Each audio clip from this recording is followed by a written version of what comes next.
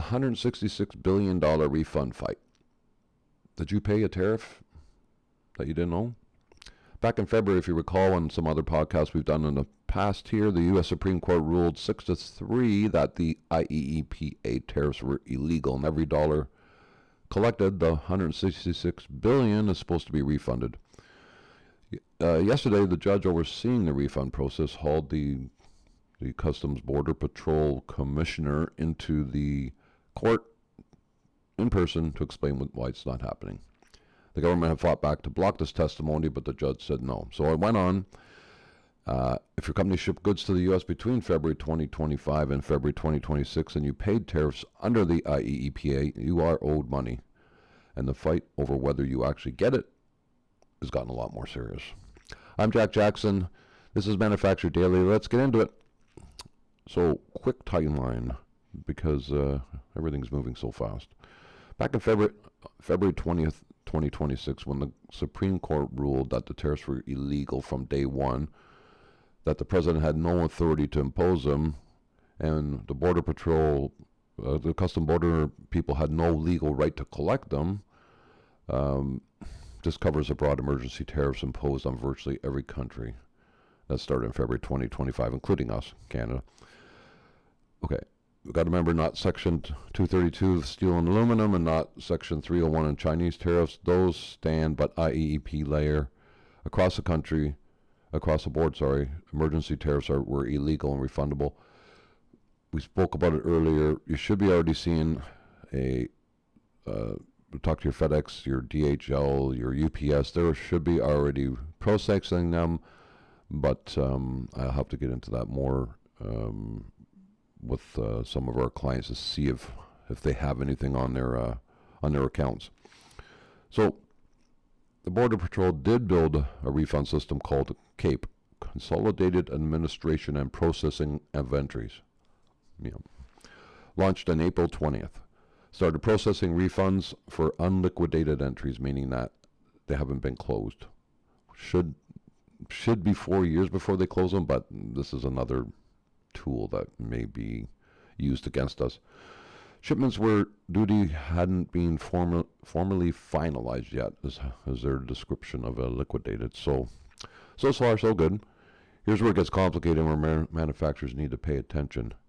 They quietly reversed its position on finally liquidated entries. Millions of shipments that were where the duty was finalized before the CAPE system was launched. Border Patrol said, we can't refund those. That's beyond our authority. The problem is, on their own FAQ page, still says these entries will be refunded in a later CAPE phase. The government's contradicting itself in two public places simultaneously. Then on June 2nd, the Trump DOJ, Department of Justice, formally appealed the entire universal refund order, arguing that the court overstepped by ordering refunds for importers who never individually sued. Their position, if you don't file your own lawsuit, maybe you don't automatically get your money back. So $166 billion in declared illegal tariffs, and the government's still fighting in an appeals court to limit how much it returns. So what happened yesterday? Well, yesterday, everybody went in front of the judge. So Judge Eaton framed the entire process as his exact words, settlement negotiations, signaling the law is settled and the only remaining question is how fast the government can pay. Good news for us. The government managed to avoid sending the commissioner himself. And then the federal circuit issued this last-minute stay. But the hearing went ahead, and with a senior Border Patrol trade official, the court's message was unmistakable. Get the money moving. So the court's direction is clear. The government's stalling, obviously, is equally clear. Manufacturers, we're caught in the middle. So what's this mean?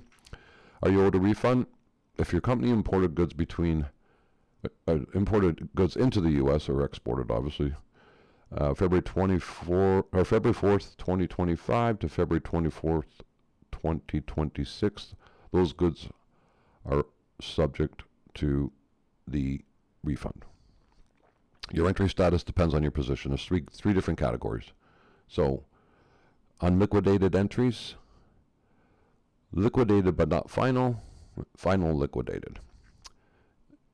If you need any clarification on that, give us a call. We'll walk you through it. But I would say it should all be unliquidated. In other words, it should not be processed because the rules are you have up to 4 years unless somebody's sneaky doing something. If your broker isn't actively tracking this, then that's a conversation you need to have right away.